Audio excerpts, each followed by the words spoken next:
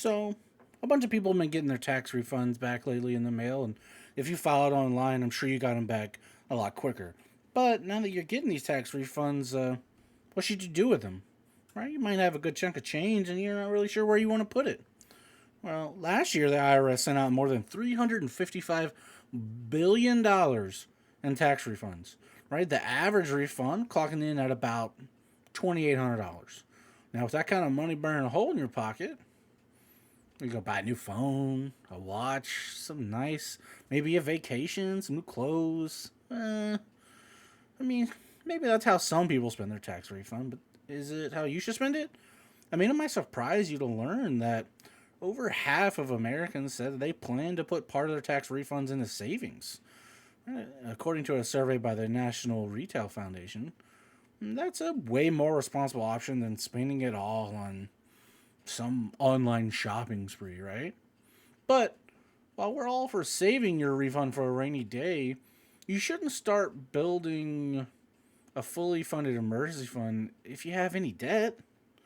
I mean, you should throw your refund at your debt instead.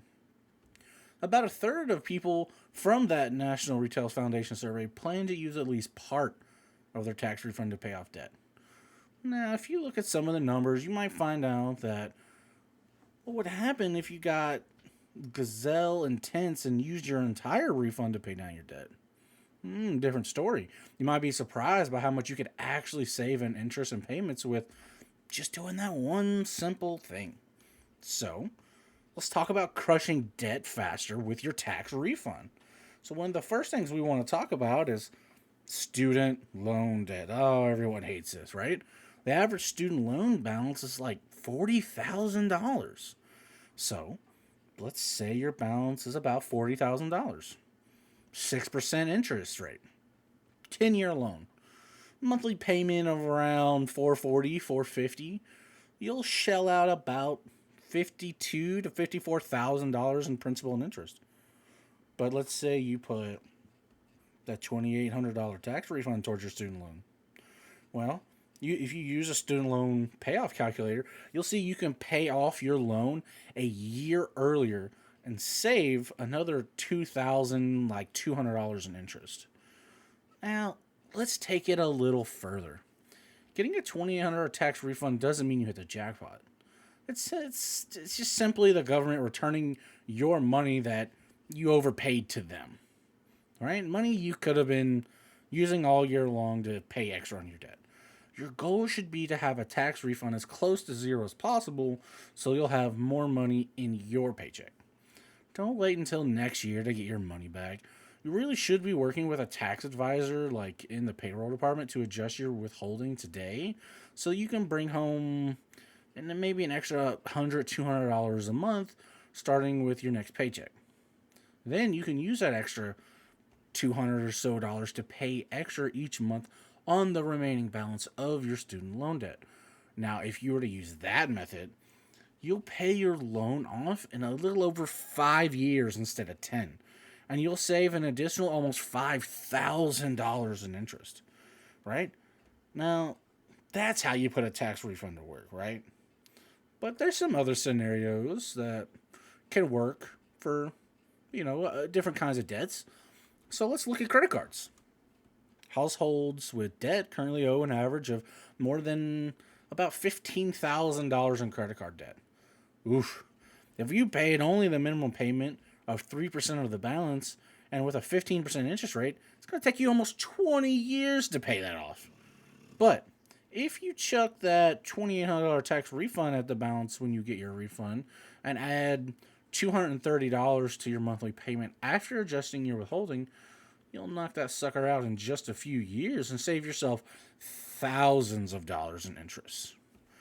Okay, well, what about car loans?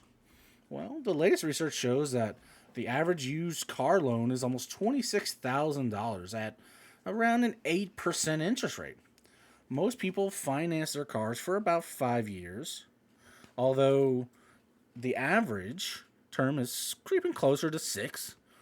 With your one-time $2,800 payment followed by your increased monthly payments of about $230, you'll pay off your wheels in about 2 years sooner and save about A little over $3,000 in interest?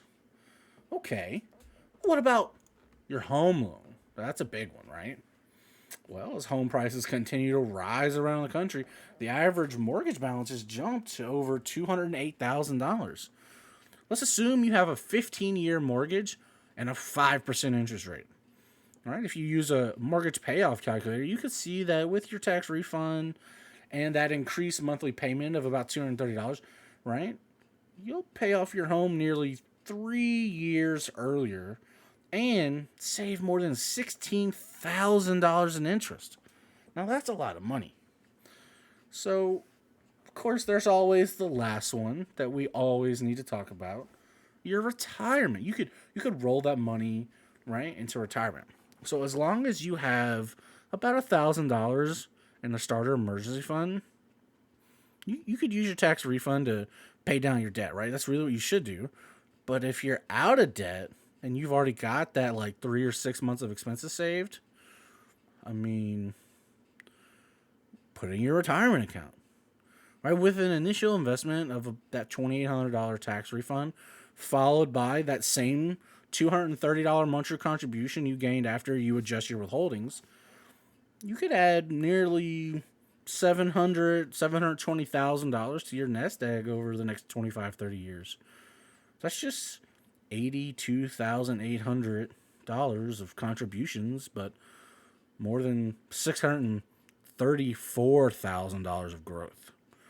Right? You're contributing almost 83 grand and you're growing $634,000. Right? This is one simple way to catch up if you're feeling behind on your retirement savings goals. Right? So, what I'm trying to say, guys, is when you get those tax refunds, don't waste it. You have so many different ways to use the money to pay off your debt. And then once you pay off your debt, I mean, you have all this extra money laying around. You adjust your tax withholdings so that you don't actually get a tax refund, which makes more money in your pocket every month, helping you pay down debt even faster, right? And then you have all this. I mean, think of all the extra money you would have if you weren't paying on your credit cards, on your car loans, right? So it's just something I want you guys to keep in mind going forward. I'm not saying you have to pay down your debt with your tax refund. I'm just saying it's a really good option. Now, of course, there are scenarios where, you have an emergency and you have to use it for something else, and that's totally fine. I just want to get the ball rolling in your court, get you guys thinking about options that you have. But I hope you guys enjoyed the video. If you did, smash that like button. If you're not subscribed to the channel, I'd appreciate if you did. But until I see you guys in the next one, y'all be safe.